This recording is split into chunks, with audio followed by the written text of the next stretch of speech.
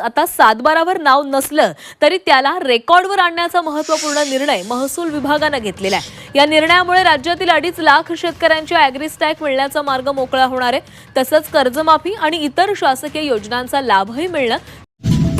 राज्यातील शेतकऱ्यांसाठी आज दिवसभराच्या सकाळच्या ठळक व झटपट बातम्या। आपण जर चॅनलवरती नवीन असाल तर आताच आपल्या चॅनलला सबस्क्राईब करा। जिल्ह्यात फवारणीतून विषबाधेचा पहिला रुग्ण दाखल। तणनाशकाचा होतोय प्रादुर्भाव। आतापर्यंत 5 रुग्णालयाचा केला उपचार। 21 शेतकऱ्यांना फवारणीमुळे 2017 मध्ये मृत्यू झाला होता। पांढरी माशी, मावा, तुडतुडा आणि फुलकिड्यांचा प्रादुर्भाव। उमरगा तालुक्यामध्ये कपाशी लागवडीचा डाव फसला। बोगस रासायनिक खताची विक्री, उत्पादकासह विक्रेत्यावर गुन्हा दाखल करण्यात आला। कृषी विभागाची कारवाई, 4,50,000चा मुद्देमाल जप्त। या कारवाईमध्ये DAPच्या 170 बॅगा आणि 10-26-26च्या 132 बॅगा जप्त करण्यात आल्या।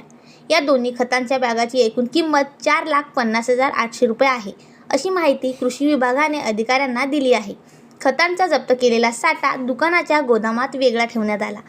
त्या खतांची कुणीही विक्री करू नये असे आदेश कृषी अधिकाऱ्यांनी दुकानदार विक्की काकडे याला दिले आहेत। प्रयोगशाळा अहवाल प्राप्त झाल्यानंतर पुढील कारवाई केली जाणार असल्याचे अधिकाऱ्यांनी स्पष्ट केले। साहेब, त्या लाभार्थी शेतकऱ्यांनी जगावं की मरावं, विहिरी गोठ्याच्या पैशासाठी 8 वर्षापासून सुरू आहे संघर्ष। 3000 शेतकरी प्रतीक्षेत, सरपंच संघटना आक्रमक, शिष्टमंडळाचा यांच्यामध्ये समावेश। साहेब, केवळ तांदळाची खिचडी कशी शिजणार? शाळांची अडचण वाढली। 1.5 महिन्यानंतर ही कडधान्य व तेलाची प्रतीक्षा। धान्य व इतर आवश्यक किराणा साहित्य वेळेवर न पुरवल्यामुळे शाळा व्यवस्थापन समित्या आणि शिक्षकांवर प्रचंड ताण येत आहे। प्रशासनाने परिस्थितीचे गांभीर्य लक्ष घेऊन सर्व शाळांमध्ये उरलेलं तांदूळ आणि आवश्यक ते सर्व धान्यादी साहित्य तातडीने उपलब्ध करून घ्यावे। अप्पर वर्धा धरण भागवणार आता, येवरावासियांची तहान। पाणी आरक्षणाला मंजुरी, दूषित पाण्याचा करावा लागत होता सामना। निराधारांच्या 496 प्रस्तावना नाकार। TCच्या अटीने लाभार्थ्यांची कोंडी। 561 पैकी केवळ 65 प्रस्तावना मंजूर। श्रावणबाळ योजनेतील तब्बल 458 अर्ज नामंजूर। दुसऱ्या यादीकडे शेतकऱ्यांचे डोळे, 15 ऑगस्टची घोषणा हवेतच। 9,000 शेतकऱ्यांच्या पहिल्या यादीत समावेश। जायकवाडीच्या कालव्यालगत कर्जमुक्तीसाठी पात्र ठरलेल्या शेतकऱ्यांनी महाई KYC केंद्रावर जाऊन KYC करून घ्यावी।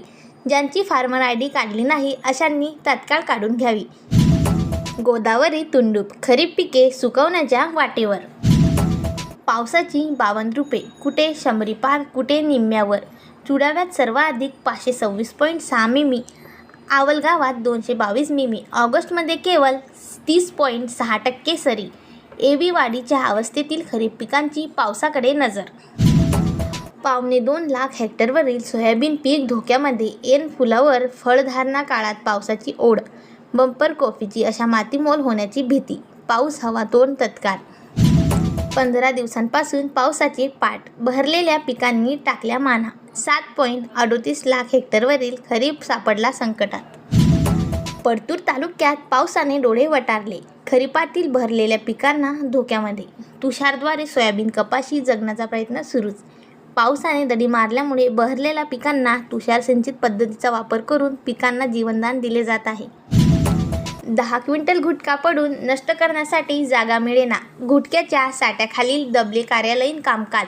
सातत्याने कारवाई करून गुटखा जप्त केला जातो। जप्त केलेला हा साठा नष्ट करण्यासाठी जागा उपलब्ध झाल्यानंतर नियमानुसार जाळून किंवा खड्ड्यात पुरवण्याची कार्यवाही करण्यात येईल। 586 शाळांमध्ये आयुष्यमान भारतचा आरोग्य कार्यक्रम।